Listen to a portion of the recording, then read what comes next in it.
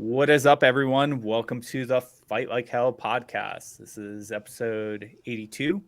We're coming to you on a Monday, January 30th, 2023, in case you're listening to us in 3023, which is exactly 1,000 years from now. And somehow the world hasn't gotten impacted by comments, an ice apocalypse, or something. Maybe they downloaded us and put us in the archives somewhere, kind of like that TV show Upload. Anyways, besides that, I have my heterosexual life mate to my left, Austin. How the fuck are you? Good, man. How you doing? Doing good. Would you mind introducing our guest? Yeah. Well, first off, I want to give a huge shout out to our good friend Michael Brewer in the Bearded Respect podcast because he's the one who actually recommended our guest, which is Anthony, who's veteran and small business and everything. So he said he'd be a good person to have on our podcast. So we made it happen. How's it going, Anthony? So far, so good. My name's Anthony Anderson. I'm the co-founder of Lit Beard Company. Fellow veteran, Iraq, 2004 to 2005, 2007 to 2008.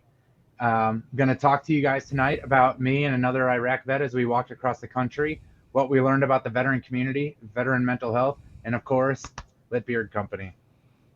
Perfect. Sick. Yeah.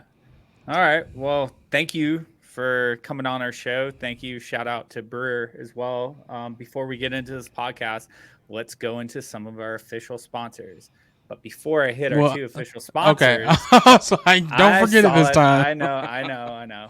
We need to promote ourselves. What we've been doing for the past, year and a half that we've been doing the podcast, 81 episodes before this, is we don't really shout out the episode until the end where we talk about, hey, if you really like our stuff, go share it with people. I think we're heard now in over 20 countries or something like that. Yeah, something ridiculous. Yeah, it's crazy, and it blows our fucking minds that people actually listen to us in different countries, that we're literally heard all over the world, and we can see our algorithms on the backside that show us who's downloading them, who's finishing them. And one thing we want to do is, if you like this show, please share it, please add us, please get it out there, please give us ratings. We're on all the platforms, but we take a lot of time to promote others, and we just want to actually at the beginning of our show start plugging the podcast and make sure that you're sharing it, because maybe someone else needs to hear it. And we love our guests that we bring on. They bring an interesting aspect to the podcast. That's the reason why we do this, is because we enjoy our guests more than anything. And yeah, so promote and share the Fight Like Hell podcast. Thank you. Okay, good job. Official promotions now. Invicta Coffee. Invicta Coffee Co. is a coffee company out of sunny Arizona, and that is owned by our friend named Spencer. He has been brewing coffee for a little bit now and has some really good flavors. My favorite one is definitely the bourbon pecan. If you would like to go over and save a little bit of money on some amazing coffee that also takes some of their proceeds and gives it to veterans' mental health programs, please use the promo code Fight Like Hell, all one word, Fight Like Hell, all one word, and you'll save a little bit on some amazing coffee. Our second official sponsor of the podcast is PatriotCookies.co. They're a cookie company out of sunny Florida. They make really good cookies, both healthy and unhealthy. If you would like to support our friend Johnny B. Tackfit over at PatriotCookies.co, head over to their website and use the promo code Fight Like Hell, all one word, Fight Like Hell, and you will get 15% off your cookie order. And that is our promotions. Good job. So yeah, I mean, that's our.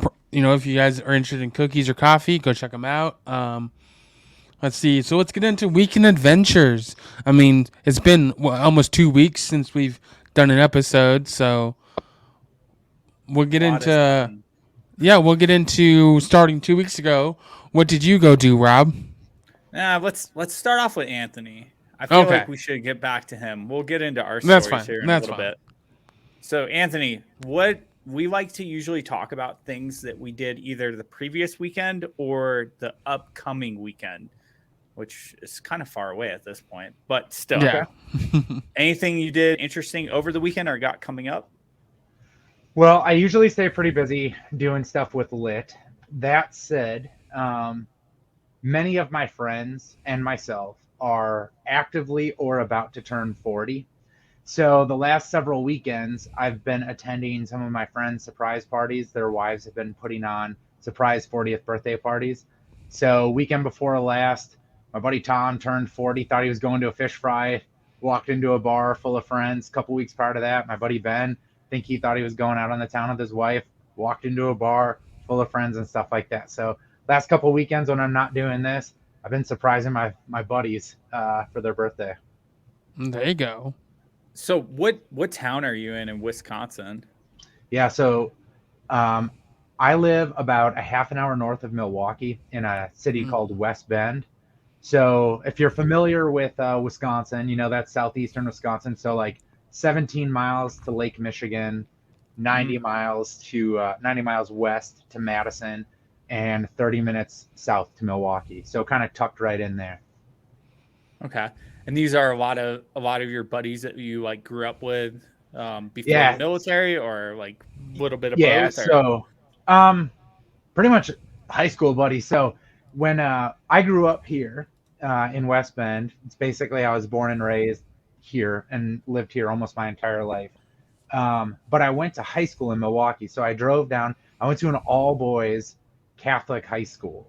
And so like fun. my friends, yeah. So my friends and I like. Then you could have done the Christian podcast with us. Yeah, come on. We could have, man. We could have started just like you guys are saying, man. We're gonna start with prayer, benediction, whatever. Yeah. So a lot of these dudes are either high school friends or like friends of high school friends. But yeah, I mean, just like buddies from being stupid teenagers. You know, I've known them for 25 plus years at this point. Okay, and then when do you turn 40? February 10th. So okay, so you're coming up too. Yeah, a couple weeks. Rob knows how it feels. He's 40. Were you born 83 or 84? Yeah, 83. Okay, yeah, I was born 82, so I turned 40 last summer. Yeah, so. I February 10th, 1983. So I've got multiple. Like I'm a big Metallica fan. You'll be able to see I've got my James Hetfield action figure right there. So I feel fortunate because my mom has the same birthday as James Hetfield. My sister the same as Lars Ulrich. I have the same as Cliff Burton. So we've got a lot of like the there you go. blend there.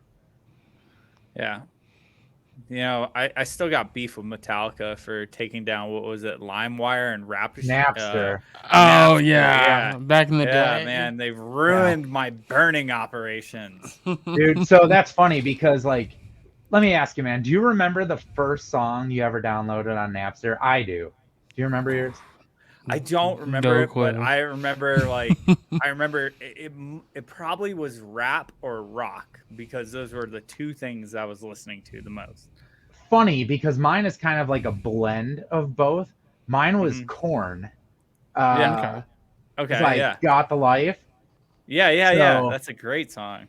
So that was the first, like, I remember going in there and like, oh shit, they have cable. Or like it's DSL or like the T1, like, oh yeah, I'm gonna go off of him. And now it's just like go to Spotify, do whatever you can do. Stream everything.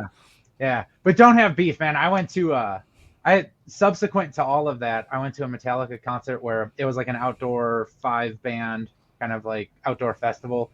And the band before Metallica, so the band that opened for Metallica was Limp Bizkit. And if you recall at that time, they were like threw all sorts of shade at Metallica for what they were doing with Napster and whatever. I think my memory is still pretty sharp. I can't remember exactly. I think they made it 4 or 5 songs before they got booed off stage. So, and I was like, you know, second, third row is kind of like a general admission thing. The amount of shit I got hit by shoes, corn. I'm sure people were thrown at them. It's like ducking, bobbing, and weaving, man. But it was a good show. But yeah, don't have beef, man. They're still good to go. So like, and that's the thing. We'll get into it, man. I handwrite in all of my beard oil orders the song that I was listening to. So the first song that I ever wrote, like, hey, fulfilled your order, you know, and this is what I was listening to, was The Unforgiven. Okay. Okay. That's an interesting way to do it, and that definitely like personalizes the order too. Oh, for sure. Hmm. Okay, so that was your weekend, Austin. What did you do? You had something happen this weekend. Well, I mean, I didn't do shit You turned until well. 41. Yeah, you wish. I'm not. I'm not. No, I didn't do shit until yesterday or Saturday, which was my birthday, and I turned 31. So, and then I just did the fucking usual. Went out and got a whole bunch of free food and Happy free belated. coffee. Thank you. Yeah, I got free food, free coffee. You know, the usual. Do they card you? Do they like, oh, it's your? You say it's your birthday. Show Oh, us your fuck. ID. And you just No. like drop that, like check it out. No. Most places don't care anymore. There. Yeah.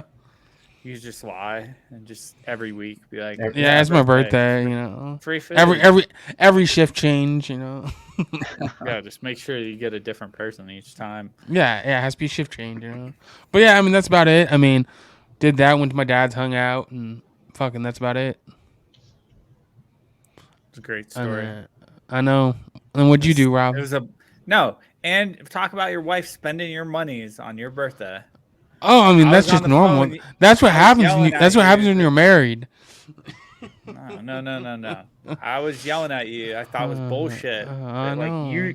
you took her out on her birthday or did something nice or bought her something. I'm pretty sure, and she didn't do the same for you. So That's how it works we're on dis- birthdays, though. Like you we're know. disappointed in Jessica. This is an No. anti-Jessica episode. No. That's okay. She doesn't listen, so it doesn't matter. I know. All right. Well, Hmm. sorry your birthday was just food, but apparently And it was you had terrible. fun. And then I know Rob was terrible to me on my birthday, and it was just horrible. That was my plan the entire time. So for me, nothing really happened this weekend except for hockey. And then the previous weekend, part of the reason why we didn't have the podcast was because I went to a Jason Banks comedy show, which was pretty freaking cool. Pretty funny guy. Do you know who Jason Banks is, Anthony? No. He's famous on TikTok and he's famous on like Instagram Reels.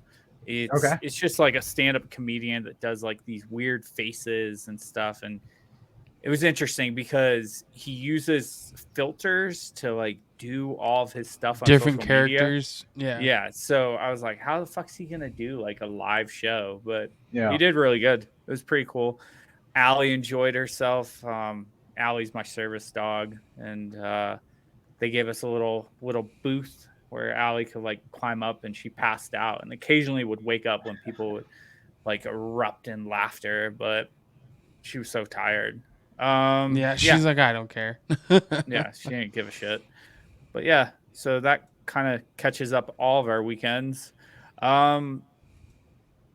The only other thing, we can save that for later. We'll talk about playoff stuff. Let's get into Anthony's backstory though. Anthony. Yeah. Tell us, well, we know when you were born.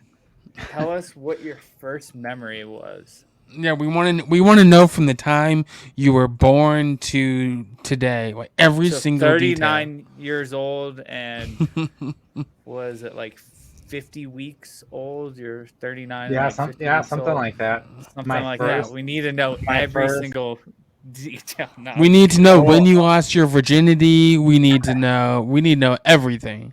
We're gonna get deep, huh? No. Wow. Tell How us a many little bit guys about did you sleep with in the military? Yeah. Oh yeah, no, there was no sleeping. It was all action. Talk about Wisconsin and talk about like your military stuff. Tell us a little Sure. bit about that. Sure. So like I was telling you guys, I'm from southeastern Wisconsin, right? So not far from where I live, you've got, kind of a lot of dairy farms and cornfields and stuff like that on your way to, the big city of Milwaukee. But growing up here, I'm normal kind of Midwestern life, pre-internet, pre-cell phone. So a lot of fishing, a lot of playing backyard tennis ball, baseball with, kids in the neighborhood, or street football, stuff like that. Just growing up like normal and, and shit. So went to high school, and as I'm thinking about what I wanted to do in high school, I thought I wanted to be a teacher. There's a lot of teachers in my family. My dad was a teacher. My sister was a teacher. A lot of extended family. So when I graduated from high school, I decided to go to college to be a teacher. I wanted to be a grade 6 through 12 English teacher. I don't give a shit about a comma splice. I don't care about your ability to diagram out a sentence. That's boring. But I did enjoy reading and then talking about, not like, oh, and what happened on page 47, but like I liked talking about the themes of it and where we would see these things in our life. And so I thought helping kids learn some critical thinking skills might not be the worst thing to do with my time. So I enrolled in school, University of Wisconsin-Milwaukee, and first week and a half of college, 9/11 attacks happened.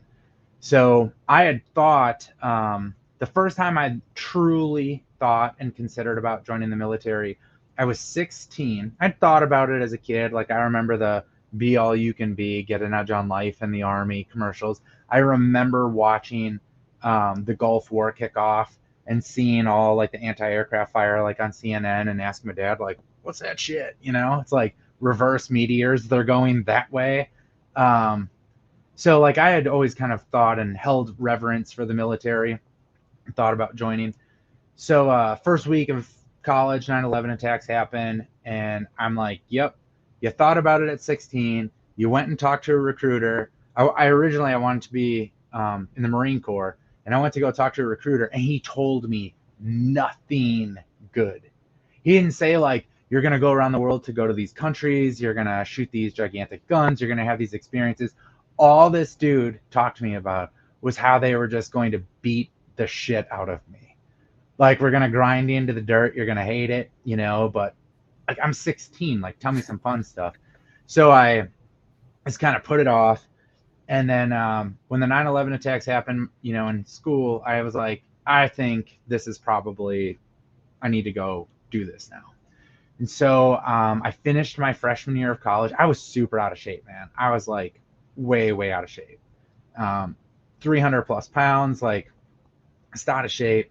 So I spent that time, my freshman year, kind of figuring out what I wanted to do. I went and talked to a recruiter the week after my freshman year got done. And he's like, here's the deal, man. It's first week of June, second week of June. We can get you into MEPS. We can do all these different things. Got to get your ass into shape.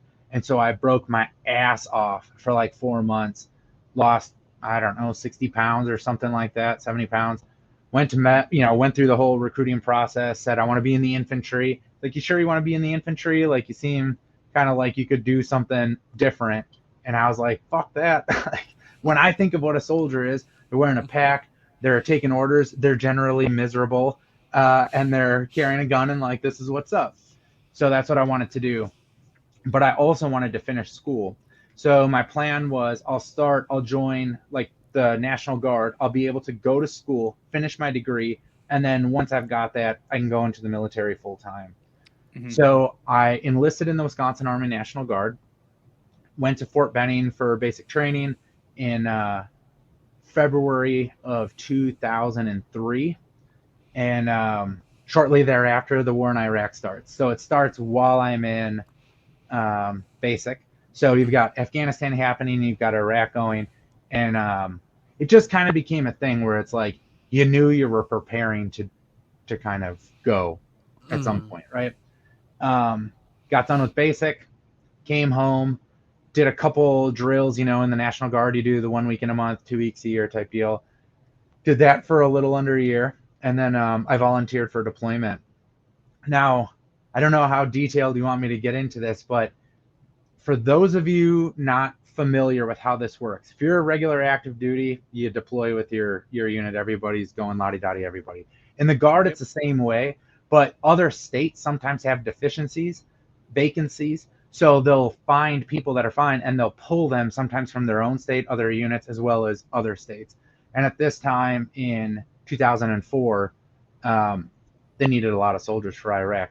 So as soon as the day we had our PT test to close out our 2 weeks, a company commander, retention NCO, first sergeant called me in, and they said, you've been involuntarily mobilized. What that means is you've got about a month, and then your ass is getting linked up with some unit. I said, okay. They said, no, you're engaged to get married, right? I said, yeah, that's the plan. They're like, you should probably do that before you go. Yeah, definitely Military, before. yeah, military is going to take care of your wife and stuff like that. They're not going Mhm. to do shit for a fiance. So think about it. Exactly.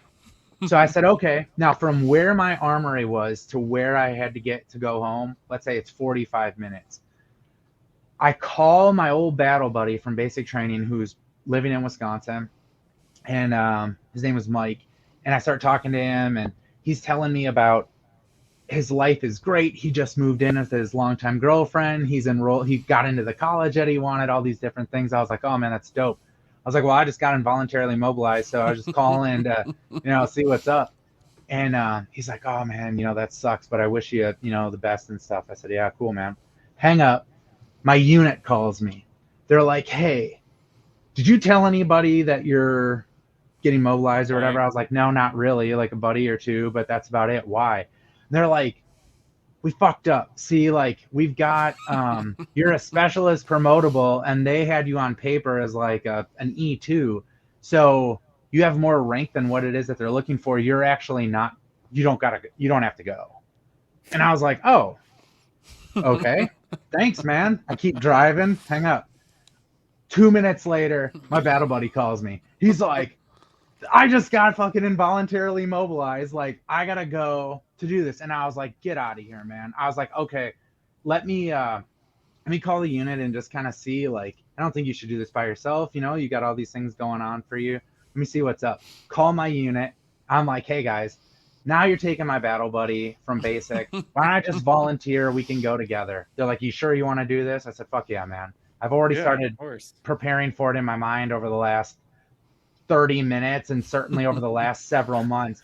Yeah, fuck it, let's do it. I kind of felt good having kind of control over it because I didn't have to wait anymore, just waiting for the call. I'm just like, all right, yeah, let's do it. Mhm.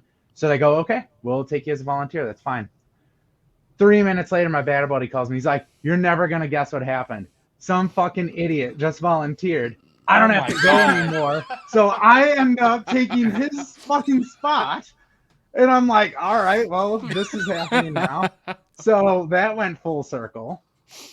So I and about 13 other individuals from the state of Wisconsin got attached to a brigade from Louisiana. And we did the whole, like, go to Fort Hood, do your pre-mob, and then go over to Kuwait. Spent a few weeks at Camp Buren, which, for those of you that have never had the joy, you're essentially living in tents where it's just white ass desert everywhere. There's nothing. I mean, you got what the military built you, and that's it. And then convoyed up to Baghdad. So my first deployment, a station at Camp Liberty in Southwest Baghdad, kind of that Victory Liberty complex where you've got Baghdad International Airport as part of it. So big international base. And we did foot patrols, we did mounted patrols. If our colonel was pretty active, our battalion commander, he'd be going out for meetings with some, local sheik, or have to go attend this, or want to go check out all the AOs for the company he was a part of. We would be his personal security. So we're kind of going all over the battalion's AO, which was an interesting way of seeing Southwest Baghdad. Did that, for a year, came home, tried to kind of successfully reintegrate, and volunteered for another deployment. Similar, you're not going to fucking believe this. You're going to think I'm bullshitting you. Similar situation. Friends and I said, if 2 or more of us get involuntarily mobilized, we'll all volunteer. No fucking problem. Fast forward like 6 months, couple dudes get involuntarily mobilized. So here's me and my group. One guy's like, man, I'm getting engaged. Another guy's dad had just died, and it was kind of important that he be home with his family. So I'm the only one of the group that volunteers to say, like, all right, well, these guys are involuntary. I'm volunteering. I'm going with. We go to SRP. Every fucking one of them gets disqualified for one reason or another, except for me.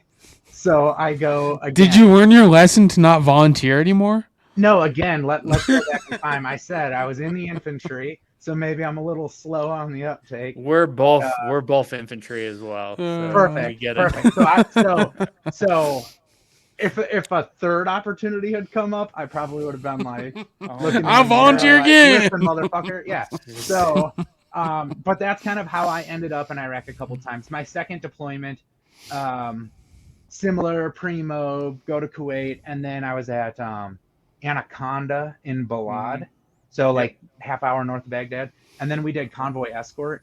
So I was like a convoy commander. They'd say, "Hey, Sergeant Anderson, on this day and this time, you're going to take a convoy of American contractors or third country nationals from here to here to here, and these are the routes you're authorized to take. Come up with your plan, present it, and then go execute it."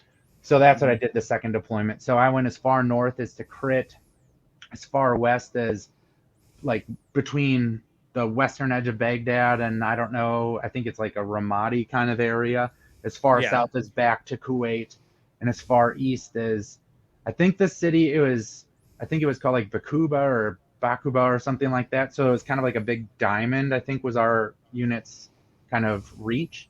But Mhm. then yeah, all that got out in 2008, and that's kind of that. So a lot happened in those 6 years, which I'm happy Because you volunteered. because I volunteered. So, Yeah. which funny enough, you joke about it, but people will say, "Well, you volunteered to join the military, and you volunteered to go to Iraq twice. So what do you have to complain about? Like when you're trying to kind of reintegrate and get back to normal." And you're kind of Mhm. struggling sometimes. Like there were times where people would say, like, "We volunteered for this. You not only volunteered to join the military, you volunteered to go twice. Twice. So like, suck it up, Buttercup." So yeah, I mean, like I'm happy to cover any of the stuff, during the deployments and after, but that's how I joined the military. So I got out in 2008. I did in fact get married right before that first deployment. So Are you still married to the same person? yes. Okay. So we Hell yeah. Just making sure. this That's year impressive. so That is July of very this year. uninfantry of you. That's That's super why I was impressive. asking. I figured you guys got divorced like before your second deployment. Oh shit, man. So yeah, this year, July of this year will be 19 years we've Oh been married. wow. Dude, your wife's a rock star. Shout out your wife. That's fucking Dude, awesome. so shout out Holly, right? What's interesting is so when we got married, we had a dog and we lived in a condo, and Hmm. she worked 2 jobs while I was gone. My family wasn't far away. She could go stop in at my family's house. Her family wasn't far away. So she had good support. Um, when I went back, we bought our first house while I was deployed. She would send me pictures and like listings, and like my broke ass satellite internet in Iraq. I would try to look at it at like 3 o'clock in the morning.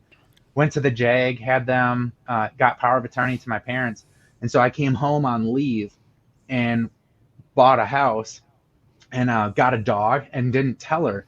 So we had one dog, and I was like, "Well, he's probably gonna get lonely. Well, like, I'll get another one." Mm. So then she's like, "What the fuck? Like, you're coming home, and that's great, for 2 weeks of leave, and you get another dog, and then you're dipping out." I was like, "Yeah, I thought the dog would be You can alone." take care of it. I'm gonna go over Yeah, there. she was like, "The fuck." So yeah, that's kind of the long and short of that. Okay. You got any kids? Two. Okay. So my oldest daughter, Madeline, just turned 11 a couple weeks ago. So in between 40th birthdays for my buddies, my oldest daughter, Madeline, turned 11. And then I have another young daughter, Hazel. She'll be 4 in the spring. So yeah, I mean, that's the thing. Like we got married in '04, but didn't Hmm. have kids for a while because it's like got married and literally a month Yeah, later you've I been busy. left. Yeah. And like, yeah, you're just constantly gone. Then you have that period where you're trying to like get back to normal, and then you leave again, and then you get back, and it's like, I gotta get into school, I gotta get a job, I gotta do all these different things, and all of a sudden you're 7, 8 years into being married, and like, oh shit, we should probably have a kid if we're gonna do that. Right. So yeah, two That's daughters. I'm a daughter dad. Okay. that's awesome. And it's just it's interesting for us when we have on people that were National Guard, just because we've had on a few, like we've had on a couple of reservists, we've had on some Mm-hmm. active duty. Both Austin and I were active duty. And like when you're telling us your story about being for, meeting up with your friends for their 40th birthdays and stuff, and it's it's got to be, I'm trying to search for the exact words, but it's got to be like such a cool feeling to have everything like within your home on top of like being in the military. And follow me for a second on this. Yeah, The sure. reason the reason why I'm saying this is because you know, your marriage persevered through so many years and a lot of deployments and a lot of training sessions, whereas I think like, you know, a lot of us active duties, like we lose our significant others Oh because yeah. they don't they don't have like, they have an FRG, you know, the family Yeah. readiness group, Yep.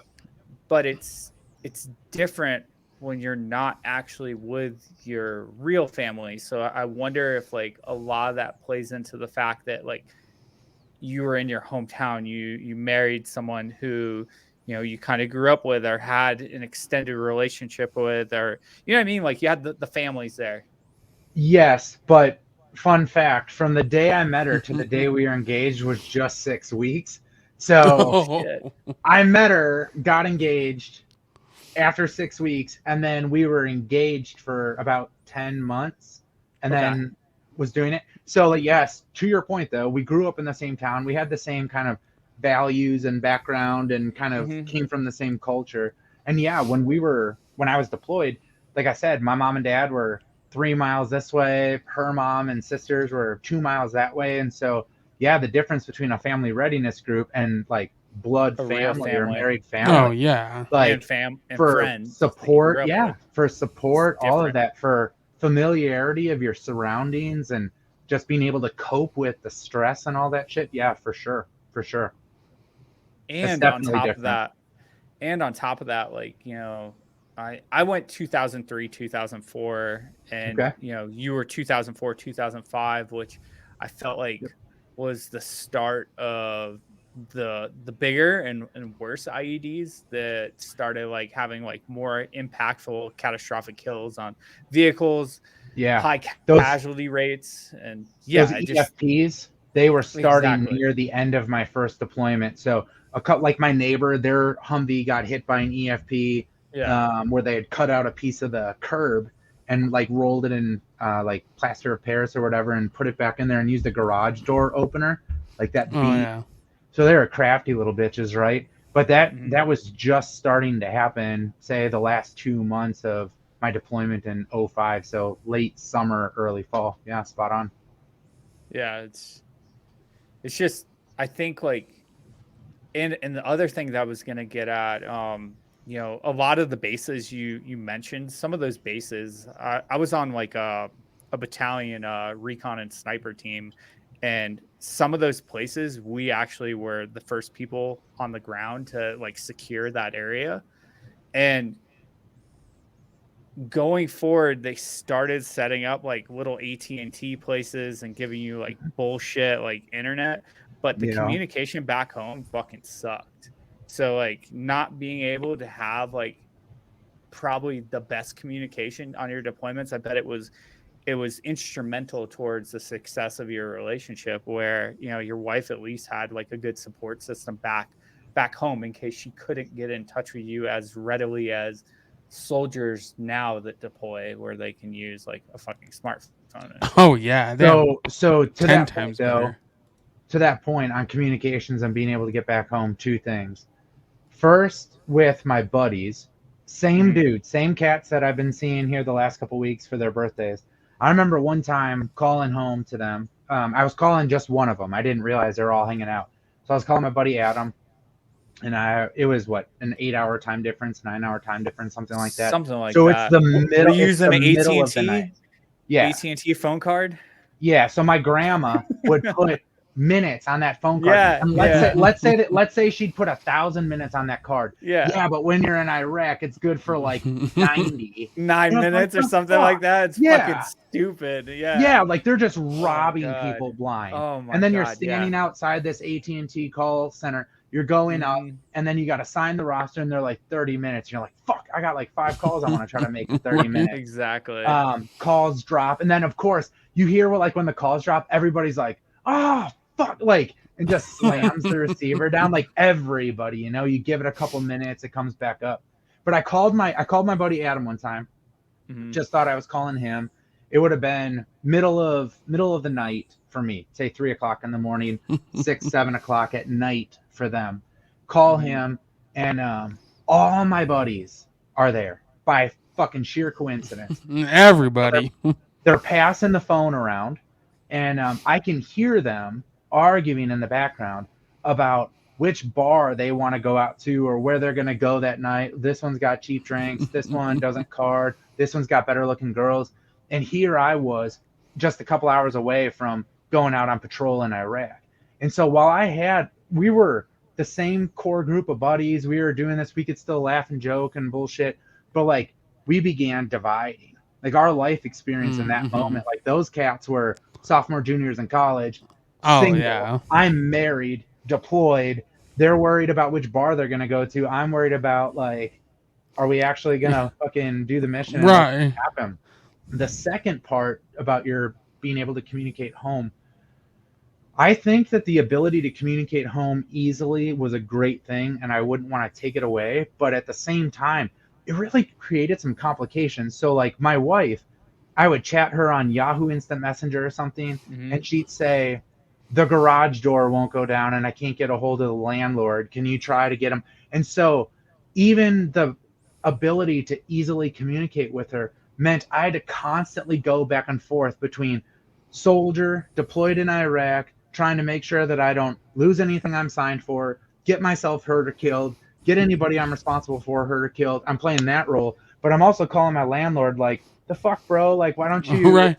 You're like, I'm over here. I can't do nothing. Yep. Oh, toilet's clogged. Like, oh, now I got to be the husband. Now I got to be, the soldier. Like, you're constantly going back and forth.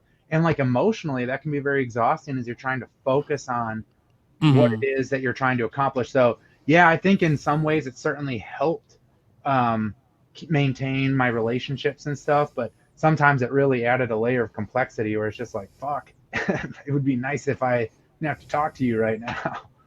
Yeah. What was your hardest deployment of the two? You went on 2 or 3?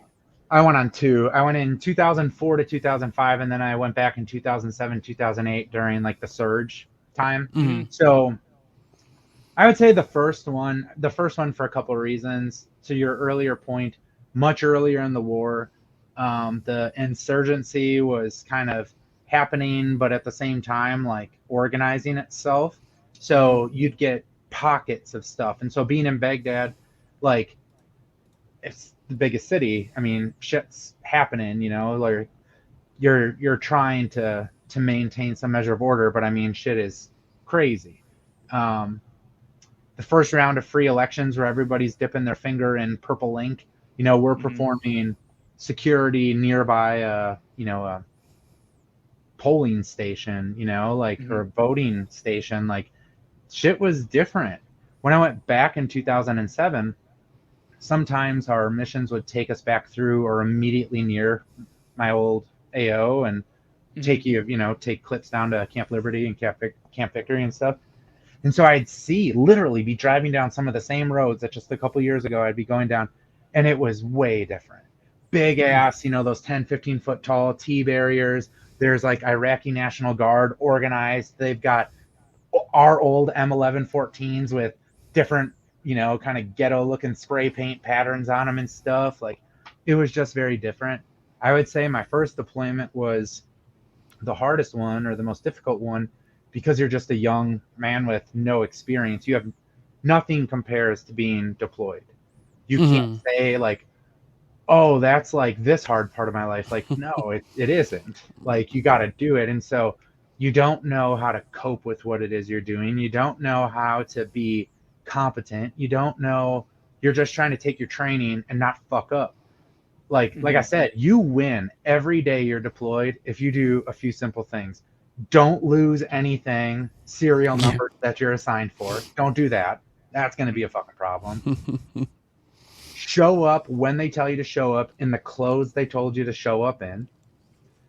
Don't get anybody that you're responsible for hurt or killed, and don't get yourself hurt or killed. You do those things, you fucking win. You won the war if you can do those things. Exactly. So I knew that going into my second deployment, after having experienced it and kind of reflecting, But in the first one, you're just like, fuck, you're so tensed up about different things, and you eventually kind of just get into this, not a complacent attitude, but all right, all right. Yeah, it was just a different thing. There was more violence. More violence doing actual patrolling stuff than going out on clips where you're just trying to clip at 50 miles an hour down a highway and Yeah. keep yourself organized. So it's different. Okay. Yeah. And then, Oh, go what were you ahead. gonna say? I would say, and then when you got home, what was the hardest part of like readjusting to the civilian life, normal life? I'll tell you a quick story about how crazy that sort of shit is. So, my wife and I, we were gonna go out with some friends. We were driving to a bar. I'm driving down the road, and all of a sudden she screams, "Oh my God," and throws herself back in the passenger seat. And I like slam on the brakes, like, what? Right. And there's a tiny ass little fucking spider crawling out of the air Women. vent up the Women. windshield. And I never broke my gaze with her and just slapped the windshield and crushed it. And I was like, everything I've just done for a year.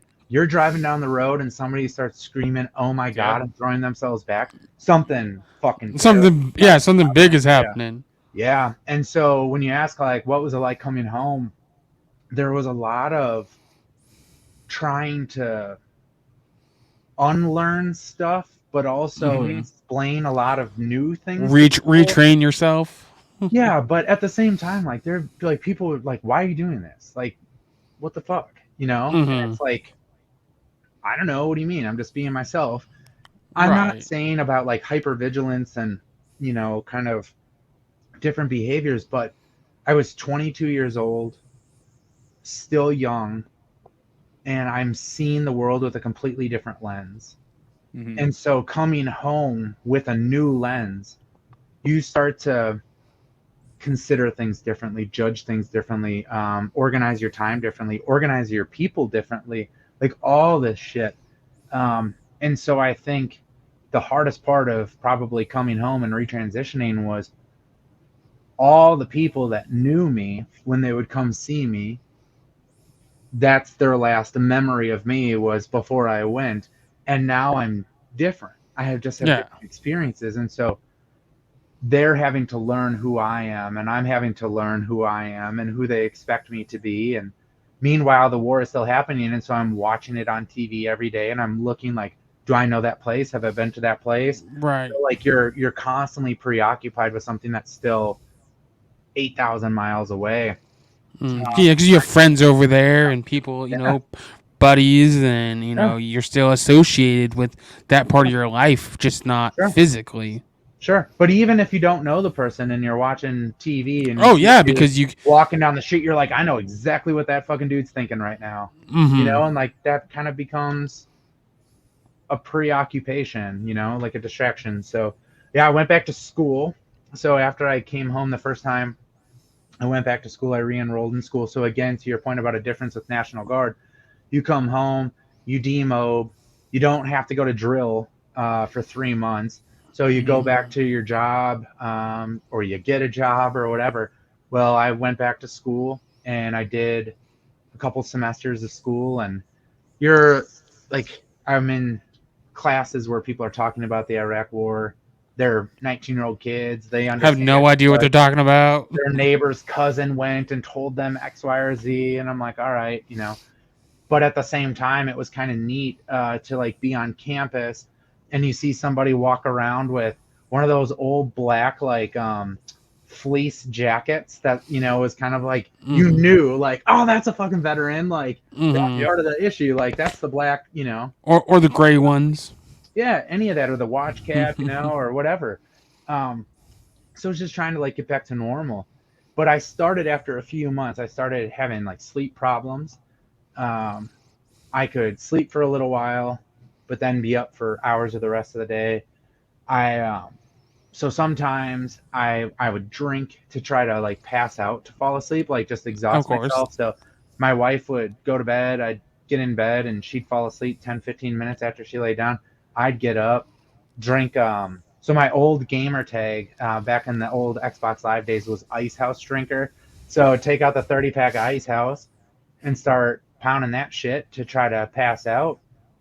And so then I went to, I don't know, you guys are in California, right? No, I'm in Oregon. He's in Arizona. Okay, so but West Coast. Okay, so in your states, I don't know if they have this, but in Wisconsin, they have something called a CVSO, County Veteran Service Officer. So every county in the state has a person whose literal job it is to serve veterans and get all their shit, all their ducks in a row. And usually they're former vets. They have nothing to do with the military. Nothing, but that's what they do. So I went and I saw this cat because I wanted to get my DD 214 and my paperwork stuff squared away. Started asking me questions. I didn't really know what he was doing.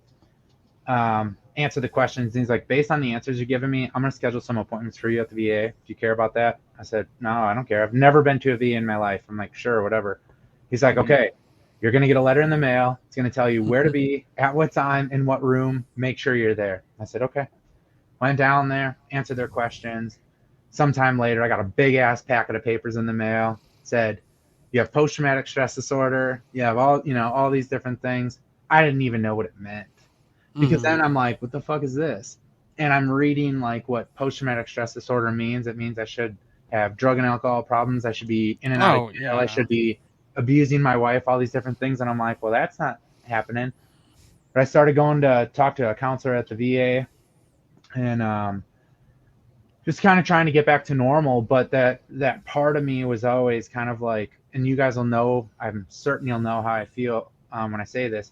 You come home, and after a while, you're like, man, it'd just be easier if I was deployed again.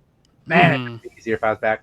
So again, having made that pact with my buddies, it was an easy opportunity then to feel like this is still my duty and my responsibility. There's no reason somebody should go for their second, third, or fourth time. I'm physically fit. I'm capable of doing it. Fuck it. Like, let's go. Yeah. The difference, I told my family the first time that I volunteered. I told them what happened. I let them know that, yeah, I volunteered because they were going to end up taking Mike, and they were like, it's okay. I did not tell them that I volunteered the second time. I didn't tell them until I was safely back in Iraq. Then I got into an argument with my wife on that. Oh, I'm sure. And it was something to the effect of like, yeah, well, the only fucking reason that we can even afford to get a house is that I volunteered to come back here. And it was like immediate log off. Fuck you, so. And you're still married. Still married, man. We got through it. But yeah, I mean, coming home, like when you say like, well, how was it like coming home? A lot of it felt like just preparing to go back. It felt like you never were really there. You're just kind of in a waiting mode for either they're going to call and tell you you're going back, or you're going to volunteer, or your time's going to be out. But there were so many people getting stop loss at that time that it didn't even really feel like you could count on, well, if I can just get to the end of my contract, I don't have to go anymore. Like, fuck that. They'll just be like, oh, you get done in a week? Psych. Yeah, stop. Well, that's what happened. Well, I mean, Rob, that's what happened to you, Rob. You got recalled. Well, I got stop loss and I got recalled. Unreal, dude. Unreal. Yeah. There was a guy on my first deployment. He showed up, let's say a month after we got there. We're already running missions. This dude shows up, and he's like, you're never going to believe this. 2 weeks ago, I'm sitting on my couch drinking a 7-7, and I get a call saying, would I like to come back? He was on IRR. Yep. He had been active reserve. Yep. He had been active duty. He still had some time on IRR, and they called him. They're like, hey, would you like to do some volunteering, whatever? And he's like, yeah, sure, fuck it.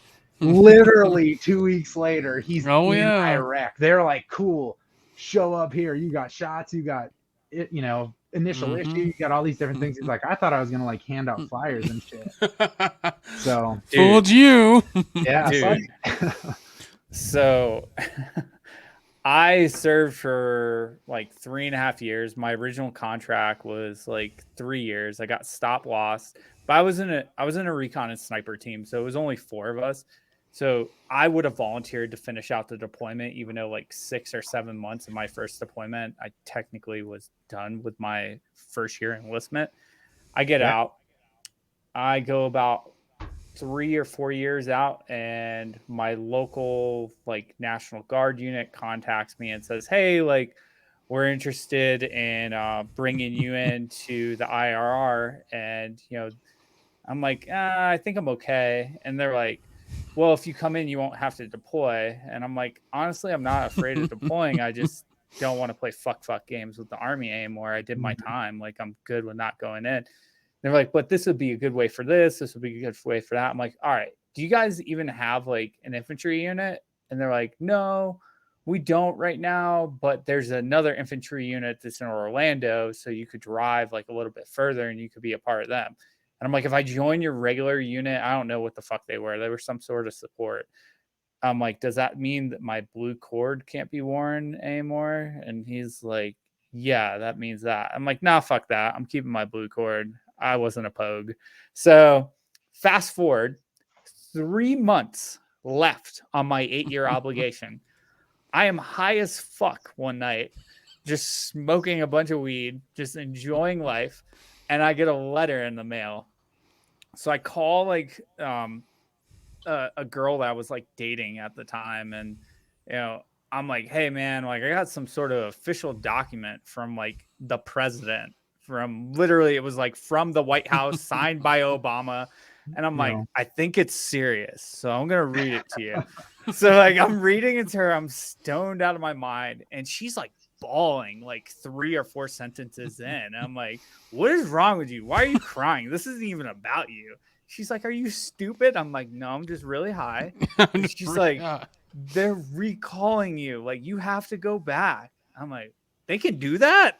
It's the fine print. No shit. So I got recalled with 3 months left on my 8-year obligation for 15 Unreal, months. dude. Yeah. So I know all about the IRR. Yeah. Yeah.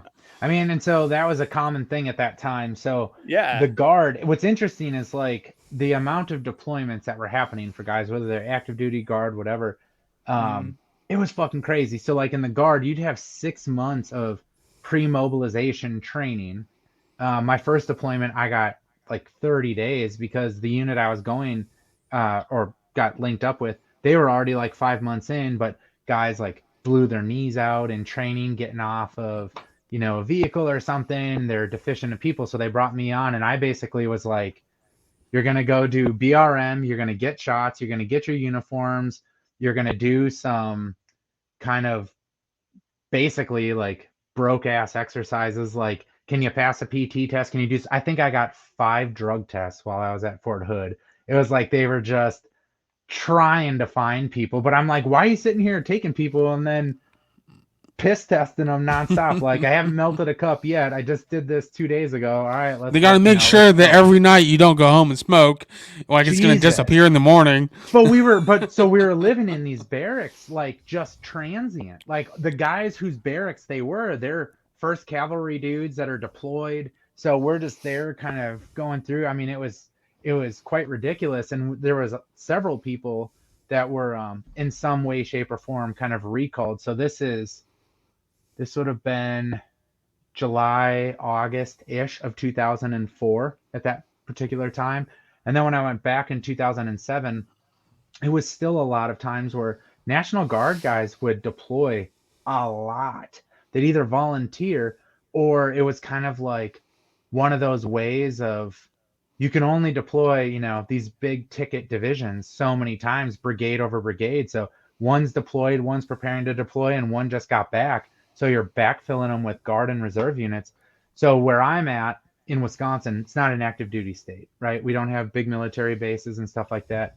So the downside with what you were talking about before too, about kind of being in your community, is when you guys came back, you were still with your units, more or less. You're still seeing a lot of the same dudes. For me, I came back, I didn't fucking see anybody I deployed with. And that makes it harder, state. definitely. Yep. Yeah. But then even when I deployed the second time with a makeshift company from Wisconsin, we're from everywhere around the state. So you might like I still from time to time, like with the beard oil business, I'll see dudes that I deployed with, I'll see their names come up, order beard oil from me and stuff like that, which is pretty neat. But we were spread out, man. So you didn't get to see as many people. Yeah, that definitely is a downside. Because like I said, you come home and you're not seeing the same people that you're used to seeing for the past 12, 15 months, Yeah. and you Yeah. come home to just, nobody you're used to seeing anymore. And you can't rely on those people. Like you can't reach out to them when they're, you know, states away or hours away. Yep. You Yep. don't see the same people. So it's definitely a lot harder to readjust back to civilian life. Yeah, for sure. And I mean, you're trying to share your experiences with people that don't have That any. don't, yeah, they They have have, they no have, idea what you're talking yeah, about. they have Yeah. compassion for you, but they don't have similar experience. And then you're like, Mm-hmm. you're also not trying to sound like you're complaining about it. You're just trying to communicate, Right. and it's tough to your point They're like, because we want to help, but we yeah, have no idea what you're going through. yep, word. Okay. So let's talk about, you said you and your buddy walked across the United States. Why and how did that happen? Yeah. So, like I mentioned to you, when I got done with everything and got out of the military in 2008, I went back to college, and I was going to college to finish my degree to be a teacher. And I started I started working at a nonprofit in Milwaukee that helped veterans if they were homeless, had drug and alcohol problems. It was all peer-to-peer stuff. So as veterans get trained up to be peer mentors, other veterans come through and there'll be little groups. You might just sit in a coffee shop and talk with them. So I started getting involved with that. And the dude that did my interview, his name was Tom. We start talking and he's like, so when did you serve? And, Iraq. Oh, yeah, what years? Oh, 04, oh 05, oh 07. And he's like, well, I was in Iraq, oh 04, oh 05. Where were you? And, I was in Baghdad. Where were you at? Oh, I was in Mosul. Oh, okay, cool. You were infantry? Yeah, I was infantry. And so we start talking and we became friends. And then we're working in this nonprofit together. And after a while, he started doing something else. But May of 2013, he calls me up, beginning of May, and he's like, hey, man, do you have a ruck I can borrow? And I was, sure, yeah. What do you need it for? And he's like, well, I don't really think I ever took any time after my deployment to really kind of address any of my shit. I know some dudes that I served with live out in California. I think I'm just going to go walk and see them. And I was like, well, shit, Tom, I really feel the same way. How would you feel like if I went with you? And he was like, fuck yeah. So we started kind of planning that out. And we thought, well, if we're going to do this, let's try to do something with it. So we thought, well, as we're going, we'll try to meet different people and tell them about what it's like being a veteran coming home. We'll try to be peer mentors to one another and help each other kind of work through these things. And we'll try to raise some money for this nonprofit in Milwaukee, right? So Tom and I, very naive about walking across the country. We don't know shit. We just know if we're going to walk from Milwaukee to Los Angeles, if you're going south and you're going west, you're moving in the right direction. Okay. So we do kind of like basic ass planning. So we're like, we want to stop in LA. Let's plan backwards 20-ish miles. We think we could walk at least 20 miles a day. Let's plan backwards what our route could be and kind of line that up with, like, I don't want to be walking through the Rockies in the middle of January. So how do we figure this out? We kind of put together a plan. And if we go back just a little bit in time, the summer before, I had volunteered for What year is this, by the way? I don't know this if would you have said that. been, yeah, this would have been 2013. So this would have Okay. been in like late spring, early summer 2013 when Tom and I are getting ready to do the walk. hmm A Okay. year prior, and now I got to take you back a year prior because this Yeah, is going to yeah. be relevant. A year prior, I volunteered for a study in Madison, Wisconsin, at the University of Wisconsin. They were studying the threat stimulus of combat veterans.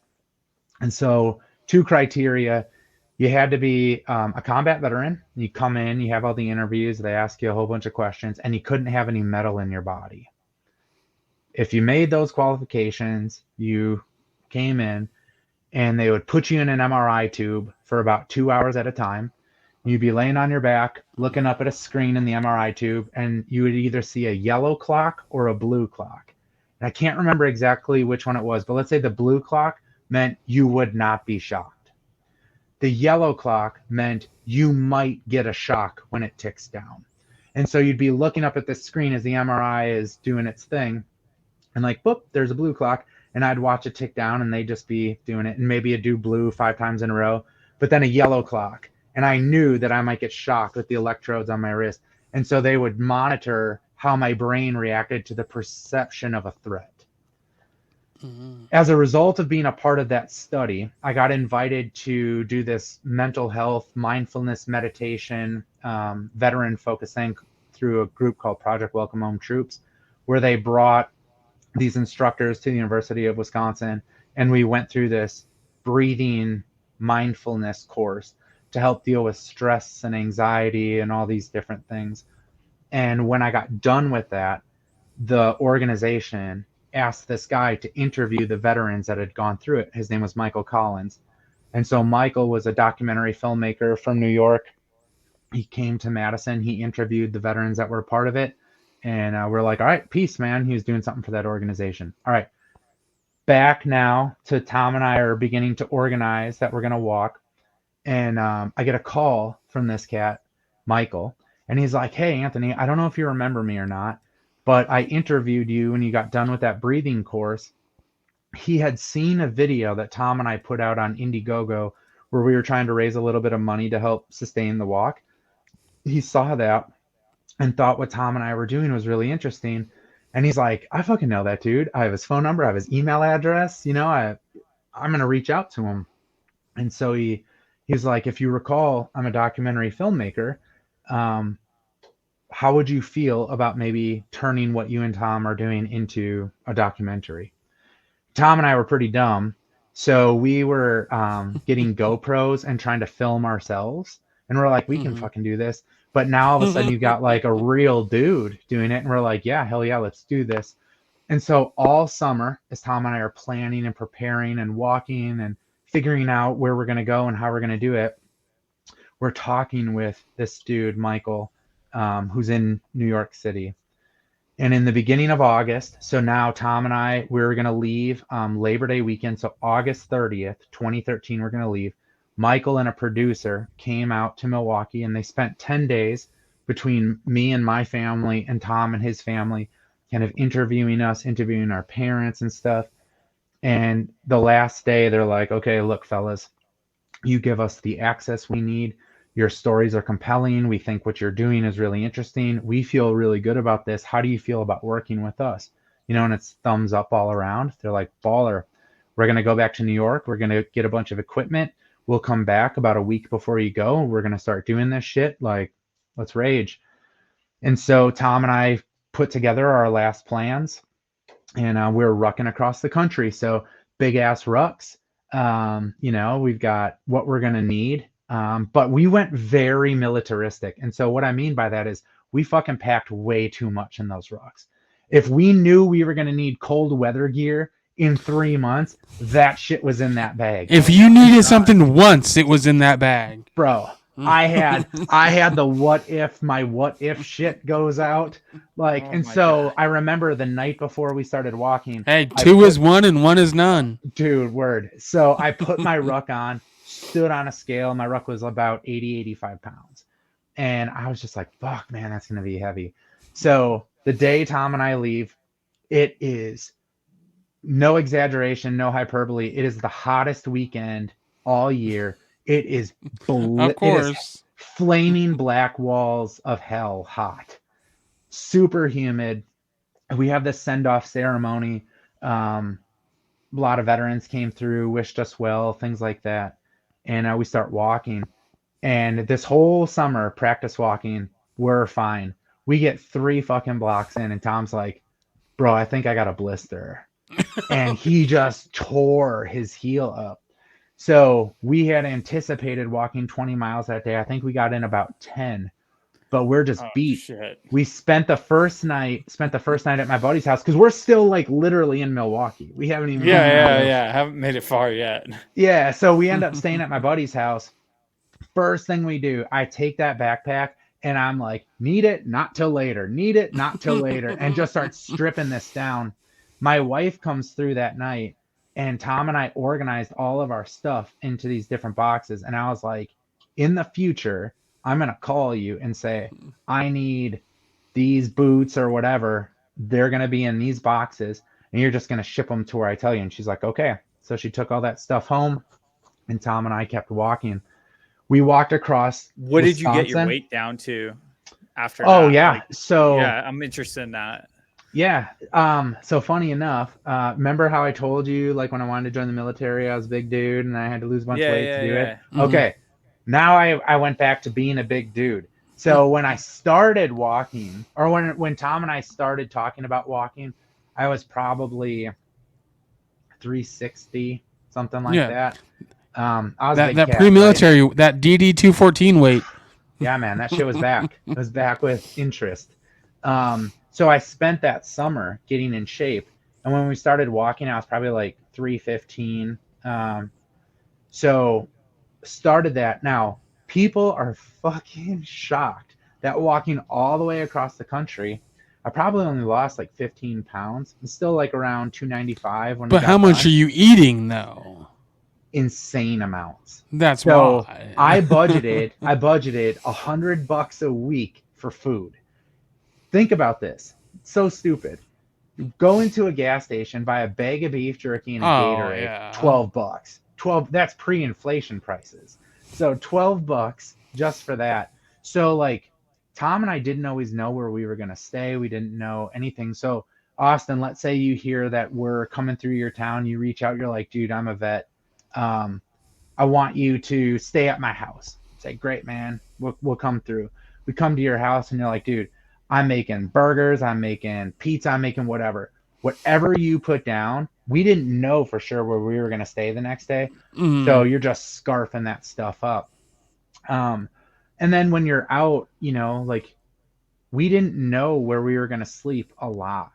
But we relied upon the generosity of people that met us along the way. Or like I said, Austin, if we stayed with you and you're like, where are you going next? And we go here, here, and here. You go, oh, my best friend lives in that town. My cousin lives in that town. Let me call ahead and see if you can at least crash on the couch or pitch a tent in the backyard or something. And so that's kind of like how that part, like what we ate and just general weight stuff. But we walked across Wisconsin. We walked across Iowa. Walked across Nebraska. Colorado, got to Denver and went straight south.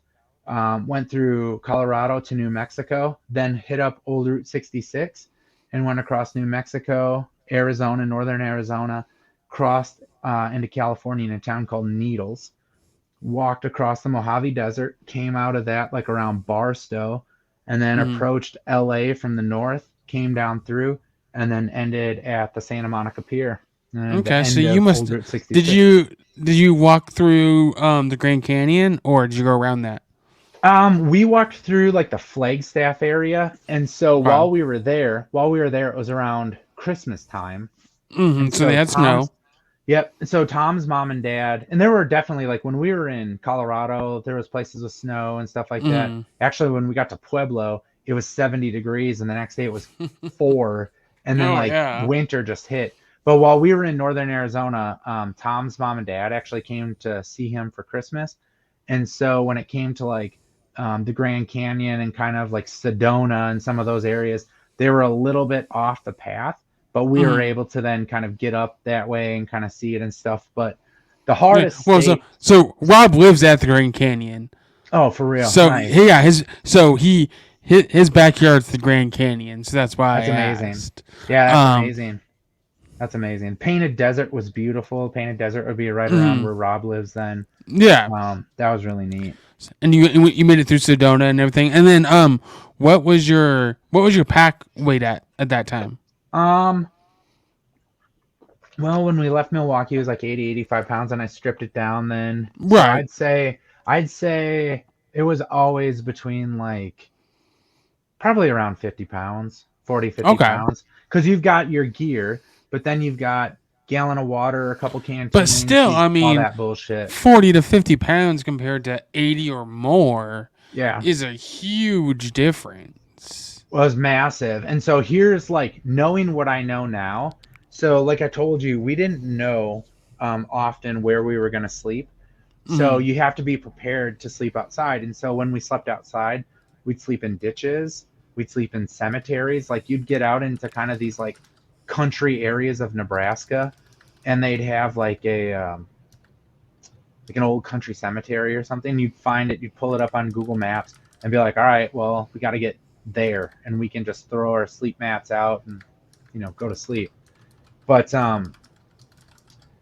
yeah, the amount of weight that we had in it, part of it is you got your sleep systems. Well, we had Did you so just have many a? generous people let us sleep in their homes that Did you just have knowing a what I cowboy know now, roll? I would have done it. I had an inflatable, basically, yeah, roll. It was basically the exact same thing as the green foam stuff that we would have had in the military, except it was like multi-celled. It was actually donated. Tom had one. I had the exact same one. And then I had a little coffin pop-up tent. So it's like Right, the 2 feet single. high and basically just like a body length, Right. and a sleeping bag and a whoopee. So had I known what I know Whoobies about are the amount of life. times, they You are. can't live But without whoobies. I own Poncho 4. liners. yeah, What? yeah. So All I mean, right. so it was good. But I mean, we had a lot of people bring us into their homes. So had I known that, I wouldn't have carried so much sleep shit because I didn't need it as much. But I mean, from Right. Wisconsin to California, we slept outside 12, 15 times. Otherwise, people got really cool and they'd let us stay at their homes and tell their friends about it, or somebody'd see us and say, "Where are you guys getting to?" I'd say, "Well, we're hoping to be able to get to this town." They'd say, "Cool, if you can walk to this address, that's Days Inn. I'm going to rent you a room tonight.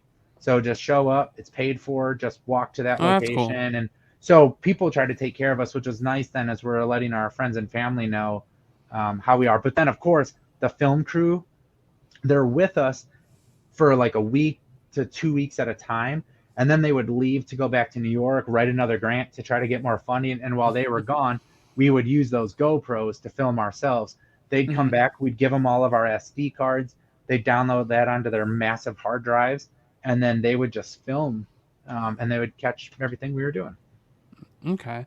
And what was the hardest part of that whole journey? I think probably the beginning. Before we left, I met a lady who had done a lot of endurance stuff, biking across the country or other countries, and she said the first 3 to 5 days are critical. That's kind of like when all the emotion's going to wear off and now your body's going to start questioning like what the fuck are you doing, and it's going to get to kind of this critical point where you're just going to break down and you're going to have to decide, is this what I want to do or not? And she was right. Like I mentioned to you, it was absurdly hot when we left, incredibly humid, so super uncomfortable. Meanwhile, the film crew is using my Jeep, and they've taken the top off so they can creep next to us on the road with the top off my Jeep, standing with the camera. I can see my car. Yeah. I'm like, I could just get into this. Yeah, I can just get in and leave. Yeah. Well, if that's my car, it'd be great to crank the AC and whatever, but like the hardest part was getting going because I know exactly where I was, where this woman warned me my body would begin to question it. And we were just outside of Madison. So at this point, we had walked about 90 miles. We were around day 4. And I remember just thinking, like, I'm so tired. I was sunburnt. I had blisters. My shoulders were already sore. Like, everything about me hurt. And I'm like, God, I don't want to do this. Oh, man, this is terrible. But I have all these commitments that I've made. I've got my buddy who wants to walk. They got this film crew. We're on the news. Like, Right. Yeah, you're committed at this this point. Yeah. Like, you can't quit. Yeah. And then not on top, not only that, but like, I didn't know this at the time. I found out about it later. But there were a lot of veterans and people that drew inspiration from what Tom and I were doing, and they were almost like living vicariously through us. So that was very hard. One, I knew everywhere I was looking at, so nothing fun to look at. It was all just the same old shit I had driven by a bunch of times, and bad weather, trying to get your body right. It was tough, man. What was the total time that it took, like days, months, like to Yeah. complete it? We left on August 30th of 2013. We got done on February 1st, 2014. So a little over 5 months. The farthest we ever walked in a day was just under 30 miles. The shortest we Jeez. ever walked in a day was about 10 minutes. You'd start on one side of a tiny ass little town, get to the other and be like, bro, I'm not feeling it. And let's just check into this hotel. Like, I need a rest. I need a break. One of those things, though, that was interesting is like, I always kind of felt like I was letting myself or my buddy or like people that were following us down when I needed to take a break. And I remember one day posting something on Facebook or Instagram or something saying like, I'm really sorry, I got to take a break. And people would reach out and they'd be like, you're doing exactly what you're telling people they need to do. Recognize how your body feels, recognize how your mind feels, do what you need to get healthy, to get right. Like, you're modeling the behavior that other people need to, like, don't ever feel sorry for this. Like, you're doing what your body needs. Listen to it. And that kind of began to kind of change my perspective a little bit as to like, who's watching us and how are they viewing what it is that we're doing and stuff. So yeah, so 5 months of long ass days, walking in snow, walking in rain, walking in blistering hot ass sun, all things. And what was it like having? I mean, because it's completely different when you have a film crew, like filming every little thing. Yeah. So I think the hardest part about having a film crew, it's not about them filming you. Like, to me, it was just like, I'm just being me, and there's some people over there filming. I didn't change my language. I didn't, even though they were like, we're gonna have to edit a lot, man. You swear a lot. And I was just like, fuck, man, this is a documentary, Fuck right? you We're want? not, this isn't rated G, man. This is rated, fucking real life. Real life. So the hardest part was not them with us. To me, the hardest part was when they would leave and they would go interview my family. I wasn't there to hear them. I wasn't there. I had to trust that they were not like taking advantage of the fact that wasn't around to ask questions that maybe my family felt like they were obligated to answer, nothing like that.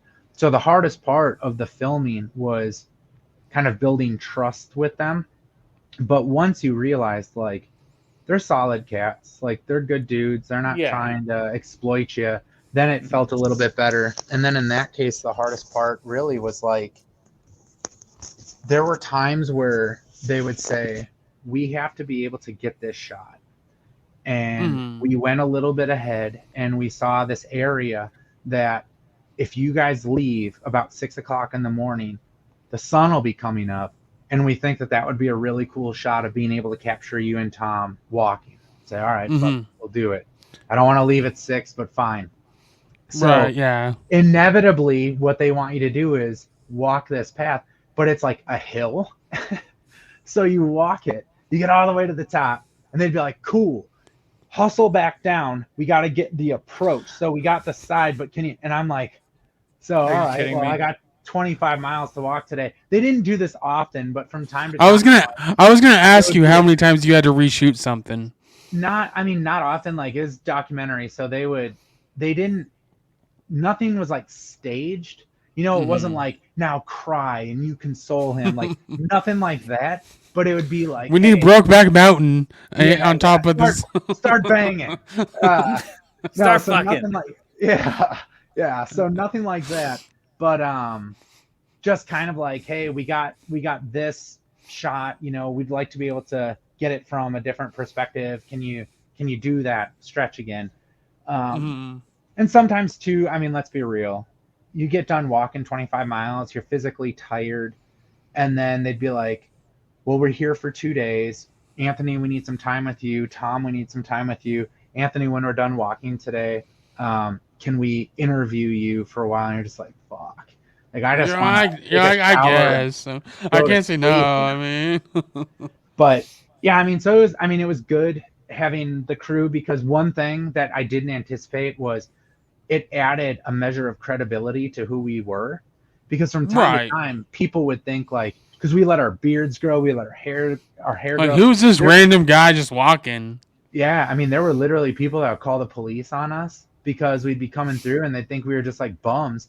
And then I kept the news clippings of every town we went through, and I'd be like, no, Your Honor, officer. We're Like, real check it out. people. Yeah, like this is a real thing. Like, here's Milwaukee, here's Dubuque, here's all these different things. They'd still run you. They'd still check to see Oh, if yeah. Yeah, of you had course. any warrant. But it was pretty neat. And then sometimes the documentary crew would be there, and so they'd be like, "Well, what's all this shit about?" And they're like, "Oh, well, they're a documentary film crew." Right. Well, yeah. I mean, if you have a film crew, it makes it way more legit than just Yeah. two hobos just with Yeah, GoPros. yeah, banging in a ditch, So, Okay. yeah. And then so after all of that, is there anything you want to cover about that, Rob? Oh, I mean, I wrote you a question a long time ago to ask. I put the Well, yeah. answer right there if you fucking look at it. Yeah. It's right below your No, blue you text. before that you wrote you didn't ask. Yeah, about how long it took. I didn't That ask was- about how long it took. I asked about the weight, Yeah, motherfucker. yeah, No. okay. One thing That that one thing I'll tell you real quick though is like, so all along the way, like people kind of ask like, well, how does walking to California help you? How does that really do it? Like, because when I got to California, I certainly wasn't fixed. Neither was Tom. You actually see that in the documentary, right? There's still work to be done. I was comparatively better, but I wasn't best. I wasn't magically better. Yeah. So how walking helped, I think it was two ways.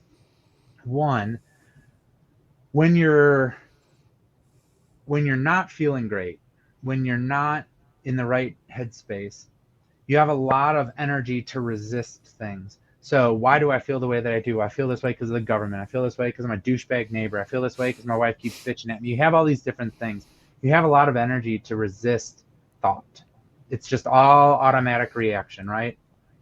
Something, stimulus in, react. But when you walk a lot, you get tired. And all of a sudden those thoughts start coming in. You're so exhausted, you don't have the energy to fight it anymore. And so you actually sit with it. And you think like, why am I mad? Well, I'm not really mad. I think I'm annoyed. Well, why am I annoyed? And you start to like get down to some shit, So that's one thing.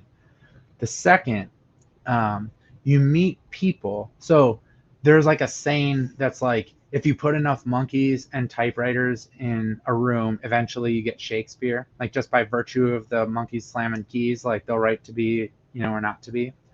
So when you walk across the country, you are no longer a monkey slapping keys. You go to Shakespeare. You meet people that have lived your life before you've lived it.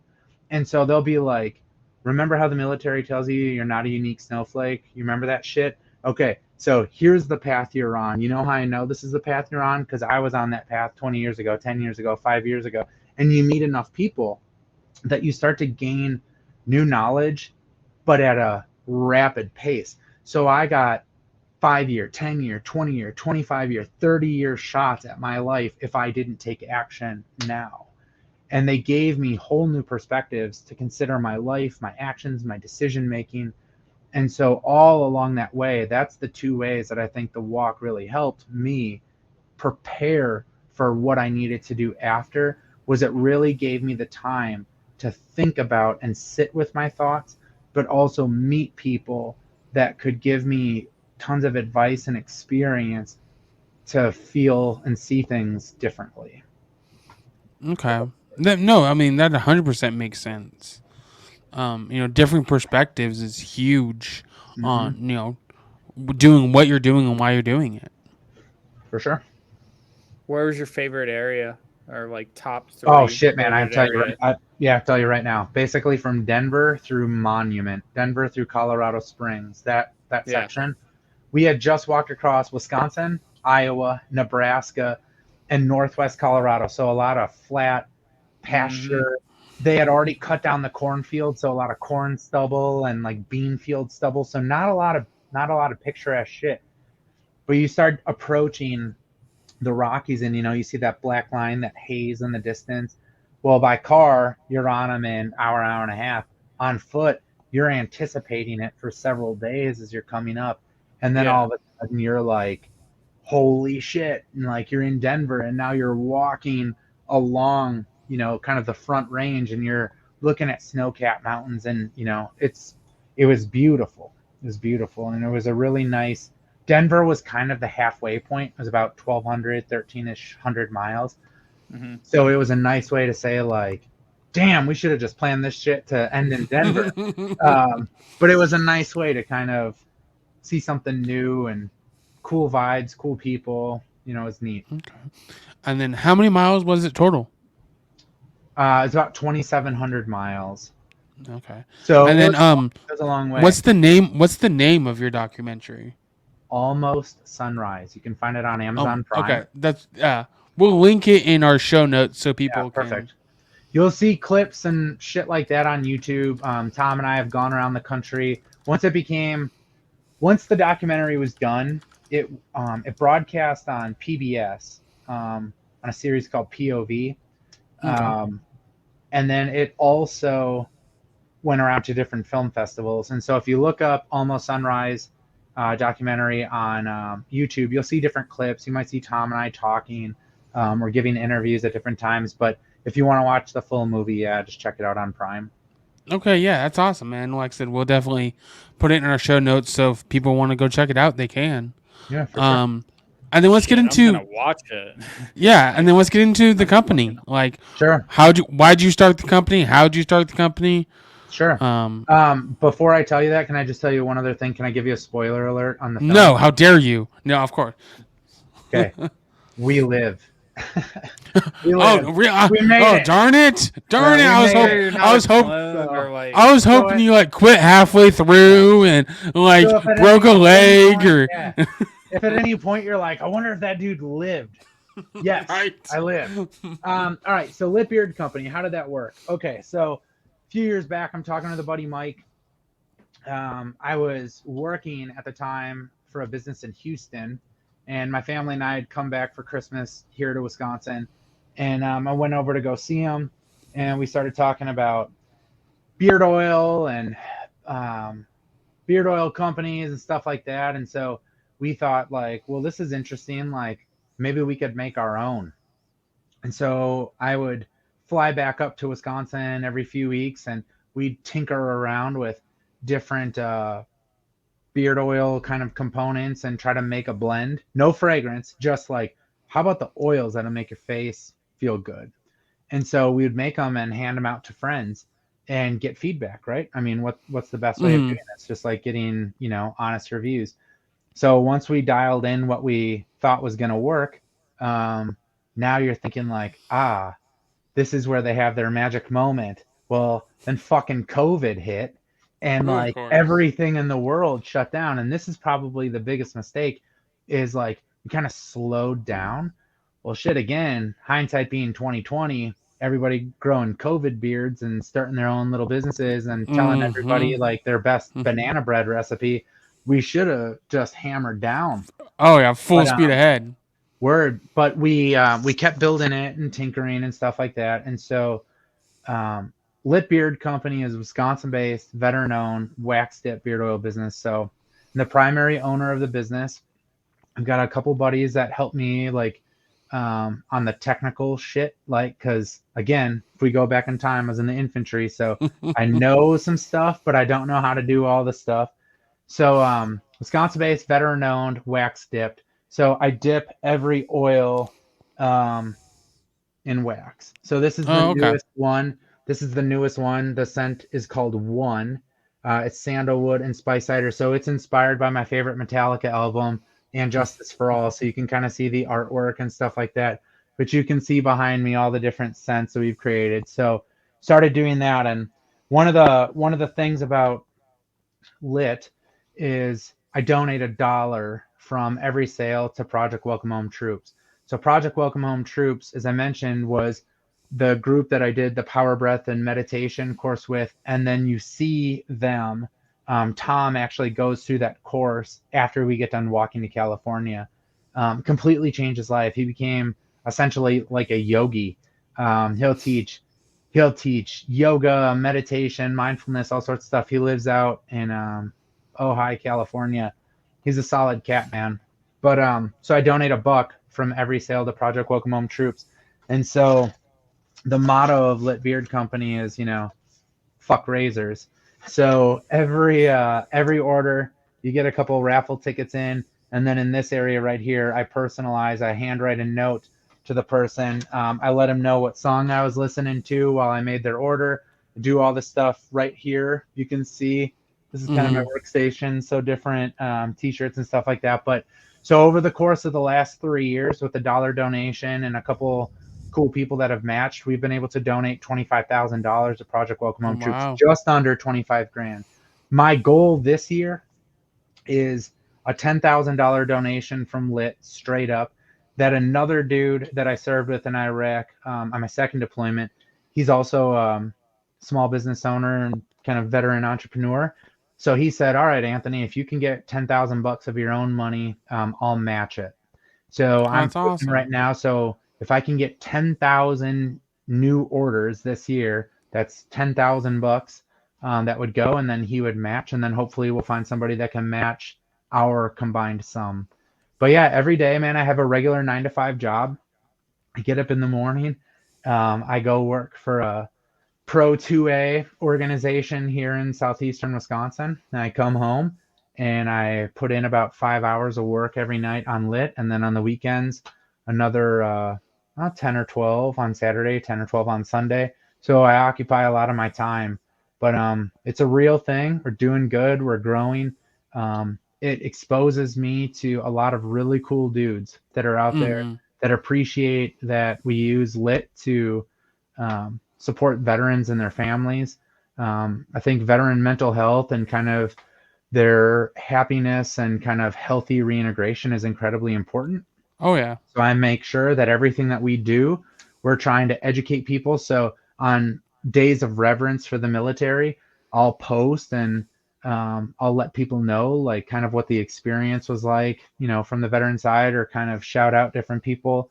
I try to stay pretty active. I try to stay very open with my life. So I share a lot of my experience and building the business with my friends and, my family, and the ups and downs and stuff like that on social. So that's how we met. You guys, Austin and Rob, to your point, I was just on a podcast, a beard themed podcast, The Bearded Respect, and was in there talking a little bit about some of the things that we've talked about tonight. And they suggested to you guys that, hey, Anthony, he's got the gift of gab. Like, let's bring him on. You guys, think about it and stuff like that. So I mean, yeah, because we met Brewer, who mentioned you through social media, like through veteran health and trying to help veterans with mental health. I mean, that's how I met Rob. Is same thing. We're all, we all met through social media, and we all have the same mission. We all have the same mission, which is to help veterans in need. Yeah, and I think what you guys do is pretty tight, man. I think the way that you guys use this platform to try to talk about veteran issues, show other, give the opportunity for veterans to tell their story, because that's truly, I think that's part of how we continue our service. I think when veteran service gets done, you can still be of service to your community and your nation in many ways, but in one way is to tell your story. And so I think that we take ownership over that. In some ways, it helps guys and girls feel like they're a part of a bigger community, even sometimes when they feel isolated. Well, just as importantly, it lets the non-veteran community understand not everything is parades and bullshit. You know what I'm saying? Which electronic Alexa. Alexa just kicked on. Hold on a second. Shut up, Alexa. Jeez. Alexa, turn off. Modern technology. Rob has the same issues with Alexa. It's okay. That's why I have Google. It's way better than Alexa. Damn it. But so anyway, so that's a cool thing. And so I applaud you guys for what you do. I mean, you could be spending this time doing any number of other things, but you use it as an opportunity to talk about, important stuff, and bring different guys on to talk about this. Yeah, like you said, we think it's important to. We've had different walks of life, on this. I mean, any walks of life you can think of, we've had on this podcast, and it helps to get people different perspectives of what people are going through, and that it's not all sunshines and fucking rainbows all the time. Yep. We've had multiple amputees on here that lost a leg, lost an arm, and that it's not just peaches and rainbows every day. That it's okay to not be okay, and it's okay to be vulnerable, and ask for help. That's our Yeah. main. That's our main mission behind this whole podcast. Yeah, and so it's nice because from time to time I'll go out on a long walk with guys that um, just want to get out. They want to talk to somebody, and so I've gone for longer hikes with dudes. Spent the day with them. It was actually a cool thing that Tom and I experienced while we were walking. Because from time to time people would come and spend the day walking with us. Mm-hmm. They couldn't do the whole 2,700 miles, but they'd be like, "Hey, can I walk with you today?" Sure. And we get to know them, and they get to know us. Yeah, that's awesome, man. No, I mean, I'm stoked. How long is the documentary in total? How long is the movie? Yeah. 90 minutes, I think. It's a full feature length film. Oh, okay. 90 So yeah, not minutes. bad, not bad at all. Then okay, yeah. So I'll definitely watch that, and interested to watch it, and especially since it'll be interesting to watch because like I said, we've talked to you and we know a little bit about it, but so it'll be interesting to see how it all plays out. Yeah, so I've seen the film several times where you're going to a showing and you're kind of sitting in the audience. And I've seen it so many times, like I know exactly when everything, Mm-hmm. right? But it's interesting because when you're sitting in an audience, maybe you come in a minute or two after it starts and you just kind of sit in the back in the theater or like where they're showing it. They don't necessarily know that you're there. And then you're watching it and you see how the audience reacts to what's happening because the Right. film the film obviously covers the walk, but it's not a documentary about the walk. We're walking across the country throughout the documentary, but you see real photos and videos from Tom and I or Tom's friend Emmett that took a lot of photos while he was there. You see real shit. I mean, you'll see combat footage. You'll see these different things, most of which is ours, some of which they sourced, to kind of illustrate their point. But Mm-hmm. you see that. And so when you're watching it, it's always been interesting for me to see how people react, military or civilian. Sometimes it's tough for dudes and women that have gone through that, and then they'll have to get up and excuse themselves at different times. Other times you'll see people laugh at the same time. You'll see people take their glasses off and start wiping their eyes at the same time. Doesn't matter if you're in Milwaukee, Chicago, Los Angeles, San Francisco, whatever. Like people are interested in it. So Mm-hmm. I hope you get an opportunity to watch it. I hope you dig it, and I hope you'll follow up and let me know what you thought of it. Yeah, of course, man. Sure. How's Allie doing over there, Rob? Is she freaking out? She's finally laying down. Yeah. No, I'm definitely interested in watching it as well. And I one of the cool things about this podcast, we're what are we, Austin, 82 in now? Yep, 82. Primarily we get on a lot of military and veterans, and then we've also dabbled into law enforcement, firefighters. We've also dabbled into civilians that work in fitness, or people that trained for marathons that were obese and lost a bunch of weight. Like we've Mm. had like an eclectic range of interesting people, and I don't know, yours like it hits a lot of things that we kind of know about from being in the military, all three of Mm. us being infantry, but it's a different and interesting story, and I'm just really grateful that Mike set up Yeah. this. Oh, yeah. Yeah, so I'm excited to watch it because like the entire time you're talking about, I'm like, fuck, like I want to see this shit more. I like it's cool. Like I have like so many questions and shit, and I'm just Sure. like, all right, I gotta go watch this. So when you watch it, if after seeing it and kind of thinking about the themes and stuff like that, the key takeaway, just so you know, Mm-hmm. the key takeaway is we use the film to introduce the topic of moral injury.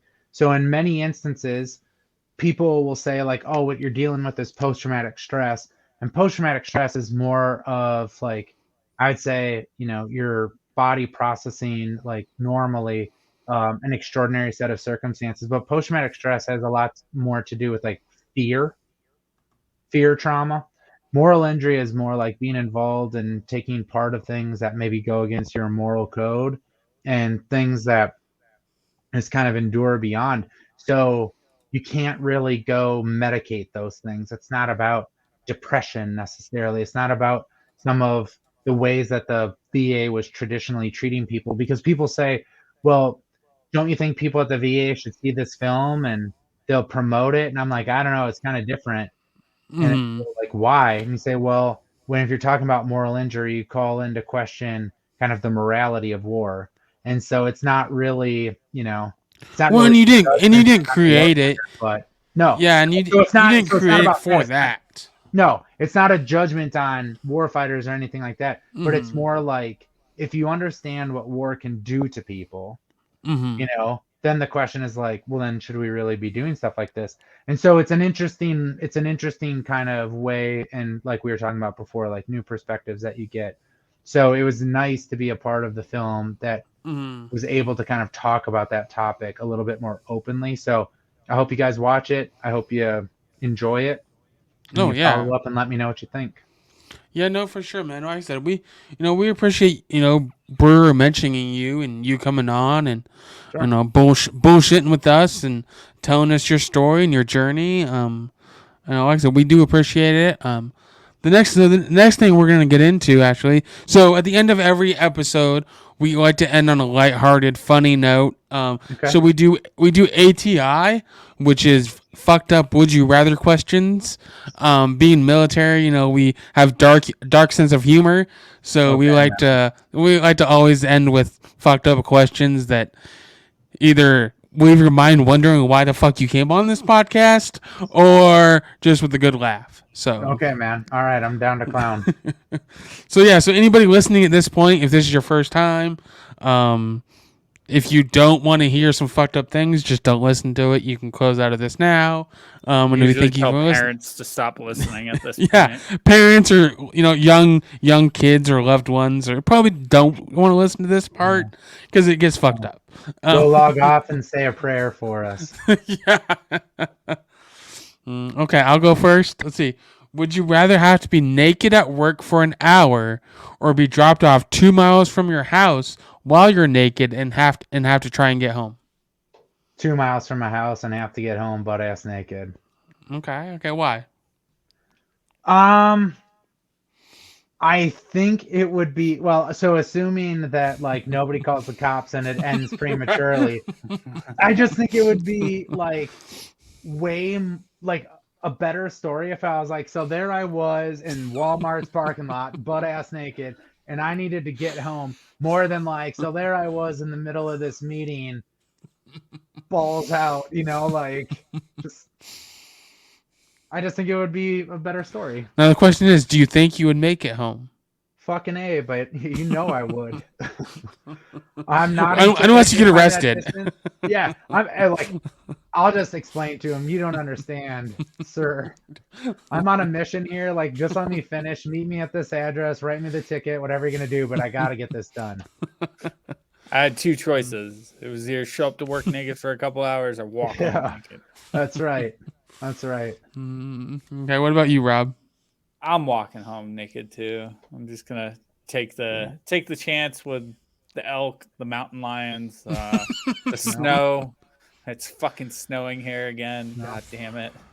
Won't stop snowing. Probably get frostbite on my dick, but 2 miles. I mean, you could make it. Oh. yeah. You just what gotta about warm you? it up.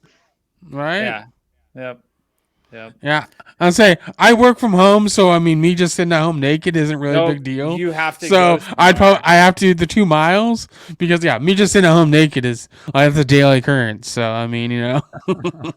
If you stood up right now, we'd see it for ourselves. Yeah, I mean, who says I'm wearing anything underneath the sweatshirt? Below You're a pants optional podcast. Of course. Yeah. What happens below the desk stays below the desk. Right. Exactly. All right, next one. Would you rather accidentally send a dick pic to your mom or your wife's best friend? Oh fuck, my wife's best friend. It's no brainer. Absolutely. Oh Why my is that? God. All right, Why is explain. that? Why is that That a was good quick thing? answer. That was like almost like you've done it before. No, because Not that he'll I admit, at least. like I I mean, hope my your mom wife changed doesn't my listen to this diapers and part. stuff when I was a kid. Like my wife changed, or my wife, my mom changed my Your diapers and wife stuff when changed I your was a kid. diapers? Jeez. Yeah, but like I just think the level of oh my god, I think I could I'd be embarrassed if I sent this to my wife's best friend. I'd have some explaining to do. The first few times we saw each other, it'd get a little awkward. But my mom would tell so many people, Oh my like God. That's so she'd be like, fun. and then listen to what this idiot did the other day, and then so there I am, like ding, I go, and what's this? So yeah, my mom's got a good sense of humor, so she'd know it would kind of start bugging me after She'd a tell while. everybody. Fucking Yeah. everybody. She'd probably post on Facebook, not the actual picture, but let me tell you what just happened. So I think my wife's friend would probably keep it on the DL. My mom would just Okay. broadcast. Okay. Austin, for you, I'm modifying the question. You send Well, the obviously. picture to your wife's mom or your wife's best friend? I'm gonna go with 100% my wife's best friend. What I mean, it'd really be You guys are super answering awkward. this too easily. Like it's okay. Like you've done this before, both of No, you. I've All just right, thought about it a lot. that you're gonna send a picture. You think about sending dick pics to your wife's best friend? No, but I'm telling you, man, like when Tom and I were walking across the country, we went through a lot of scenarios. Hey, Dick would you rather pics. do this? What about this? Yeah. Oh my I'm God. sure at some point, dude, we Hmm. created an entire criminal enterprise and how we could get away with this shit, but we couldn't tell our wives because we couldn't spend the money because they'd fucking go off on it. Like, yeah, man, Yeah. lots of topics. Oh my God. All right. What are you picking, Rob? You going I'm your sending it to mom my or? mom. I'm sending it to my mom. Like my mom's seen my dick before. Like I don't think she saw it when I was an adult. Although like whatever, this is ATI. Like I'm pretty sure my dad saw me naked a couple times Oh, when you broke your recently. ankle. Yeah, when I shattered my ankle, he had to help me like in and out of the shower because I couldn't even fucking walk. And like we had like a deal where I had a robe and stuff to help me get ready and unready. But the point is like I was never uncomfortable with the fact that like if my dad accidentally saw my junk or hypothetically if my Well, mom it's was also your dad, though. yeah, but like I just think like I'm pretty sure Amanda would kill me and think that I'm cheating on her if I Oh, told her that. 100%. 100%. So like I'm going with the safer route. That way there's no question. And it's like, oh babe, I meant to send you a pic, but I clicked on the I wrong accidentally sent it to person. my I sent it to mom. my mom. So yeah, that's what I'm doing. Okay. Okay. All right. Okay. Next one. Would you rather lose your teeth or lose your dick? Teeth. Fucking teeth. That's like an Fucking, that's easy not. answer. Oh man, that's yeah. Teeth. Teeth. And Did then you when you gave modify me that fake one teeth, or teeth, and then if you gave me fake teeth, still teeth again. you know what? You know what's funny? I almost did you change that No. something? Because I almost posted one. Would you rather lose your teeth or your hair? And to me, it was like hair. And then when I was reading the beginning of that, I was like, I was thinking I'm gonna say teeth, and then like it ends with dick, and I'm like, no, I'm losing all my teeth. Like 100% gonna lose teeth. Veneers, here I come. Right? Yeah. No. I'm going the same thing. Okay. Just for giggles, since all of us still have hair, would you rather lose your hair or teeth? I mean, I got a beard company. Can I at least? Are we just talking about head Yeah, shit right, or right. like? Does he have to lose the beard hair? Well, then in that case, yeah, I think I'd probably. I think I can overcome the baldness with just my general sense of attraction and sexiness. So I think I'd probably just lose my hair and keep my teeth. Exactly. That's Mhm. where my head was at too. How about you, Austin? Yeah, I ain't lose. I'd rather lose my hair. I mean, it's. Yeah, I'll, same. you Same. know, I mean. Yeah. No. All right. Last question, and then we'll wrap All this right. thing up with a bow. Would you rather watch nothing but The Office, Friends, or Rick and Morty for the rest of your life? Probably The Office. Okay.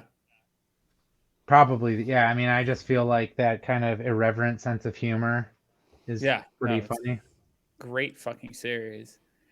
Austin, what do you got? I'm going with The Office because it's the only good show out of the three of those. Well, first off, you're wrong. Rick and Morty is amazing. But even though I wrote this at the beginning, I think I'm gonna go with The Office as well because Really? it's timeless and it's just so cool to watch the progression and all the people. Like I've rewatched The Office, I think like 2 times since it Hmm. came out, and I mean at one point they had Will Ferrell on there Oh as like yeah, they've had like, everybody it's on there. crazy like what they did. As I think in our lifetimes, like our lifespan, that's got to be one of the best like all around shows, especially for like dry humor or like Or that. Like and repeatability, like exactly, rewatchability. yeah, exactly. I'm So, surprised you didn't fellas, pick Rick and Morty. I thought I was going to too, but I Oh, changed my mind. jeez. fellas, I think we just became like best friends because essentially, other than the dick question in which Rob would show Send his it to his show mom. his mom, all of our answers were the same. There you So, go. Yeah. Well, I already liked you at the beginning when I found out you're at oh, 11 baller. Bravo. Oh, I was like, okay, at least 11 nope. Charlie. I was a Oh, modern Now I see, fucking that was you're more me. like I was an Monica. 11 Charlie too. Oh my piece of god. shit. Mark, Yeah, Mark Shit. fucking infantry over here. I can count yeah. numbers. I can No, look at a hey, site and say, look at those 11, white yeah, pipes. 11 Charlies are better anyways. So We Smarter can do than us. both. I break rocks on the head. Man. yeah, Yeah, he's no, just a caveman over there. yeah, yeah. No, it's all No, good. No, no. fellas, this was fun. I appreciate it. And I Yeah. will say for repeatability on a series, um, for me, I would also include probably the first 9 seasons of Almost Sunny in Philadelphia, The Wire. I watched the shit out of The Wire. I love that. And Arrested Development. Yeah, I Okay. So haven't. I can rewatch those for sure. I've watched Arrested Development, never watched the Sunny one, even though I heard it's Mm-mm. really good. Yeah, And I never saw The Wire either. Oh my me god, either. The I've Wire never is one of the seen. best series ever. I've seen a couple episodes of It's Sunny in Philadelphia. I haven't seen The Wire and I haven't seen Arrested Development. All right. So. Well, this was a Yeah, good time, homework. fellas. I hope that I was an entertaining guest for you Oh guys. yeah, for We sure, covered man. some good shit. Yeah, So and then for I was gonna say plug your where can people find your beard stuff at? Yeah, word. So make sure that you like and follow Lit Beard Company on Facebook and Instagram. Also have a TikTok, but I'm not as active on it. But you should, because if you follow and I see a bunch of followers, I'll get more active on it. But otherwise, litbeardco.com. You'll get all of your stuff there. If you want to try free samples, you can add the 4-pack sampler and use code word beard with a 4-pack sampler, and that makes that free. And even though it's free, you just cover shipping. You'll still get those 2 Right. entries for my monthly giveaway. You'll get free samples and swag. And even with that free order, I'll still make that dollar donation to Project Welcome Home Troops. Litbeardcompany.com. Again, follow us on Instagram and Facebook. Get to see this stupid face more often. There you go. Yeah, I mean, yeah, definitely follow him and check him out. Like you're doing good things over there, so I appreciate yeah, it. Thank you guys for your support. of course, yeah, man. no, definitely enjoyed having you on, and it was a cool, different story that we haven't heard yet before. So I'm excited to watch the documentary. To be honest. Cool, Yeah. man. Let's come back. Let's come back for Anthony 2.0, man. You guys watch the film, and then you'll have all a whole, we'll have a whole Hey, new we shit can to do talk that. about. We could definitely do that because there was a handful of questions that we didn't get to today that I was thinking about. Like, I want to ask him this, but now I just want to go watch the documentary. So yeah, I would say within the next couple months we'd look at probably bringing you back Sure. on and just kind of Yeah, have for like sure. post viewing. That Yeah. way we can talk about things and maybe we'll try to even like promote your stuff. We're getting ready to do probably in March. we do 2 different challenges each year, and Okay. the one that we coming up with in March is called March for Miles. Basically, we partner with companies that want to help promote the March for Miles, and then we do a fundraiser for a nonprofit that we choose.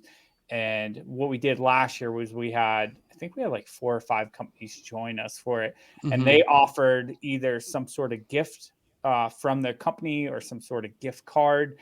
And we were trying to figure out the top female and the top male and track how Yeah, far who they walks the most in March? walk, run, or Interesting. jog or hike. You can't bike, you can't row. It Yeah. has to be Feet on like pavement. feet on pavement going. So So then what? People would just wear like a Fitbit or something and say, Yeah, hey, Garmin's, Fitbit, here's my Apple 5 miles Watch. today or whatever. Okay. you'd Yeah. calculate whatever you did, and then we'd have a weekly check-in, and we wanted you to send us screenshots of your miles and what your totals were for that week. And then we made like an Excel sheet, and we had a leaderboard on like who had the most miles for that week going into the next week and going into the next week. And then we had like a final push where we posted like the day or 2 before it ended. That way people knew where they were and where they needed to be if they wanted to finish as like in the top 3 or whatever. And Yeah, so man, I'd be happy to be a part of it and support you guys. So just keep me in mind. Yeah, for okay, sure, yeah, man. I mean, like we'll keep you in mind either way. Like if you want to do it, and or if you want to maybe be one of the companies we work with, because when you're talking about all that shit, I was like, holy shit, March for Miles, like this is so relevant. Yeah, Should have been. I should have been in the competition when I was walking across country, man. I know you would have fucking. I'd have been like, you would, everyone. yeah. I don't think that would have counted. No, but no, I would have. and then fuck it, like, right, win. But he and then stopped in February, so it wouldn't have worked. right, yeah. Yeah. But yeah, and then one of our most popular events we do is in September. It's called the 22 Challenge, where we ask people to go out for the month of September and do 22 miles with 22 pounds in honor of the 22 veterans. Yep. So I'd be good to go for that too.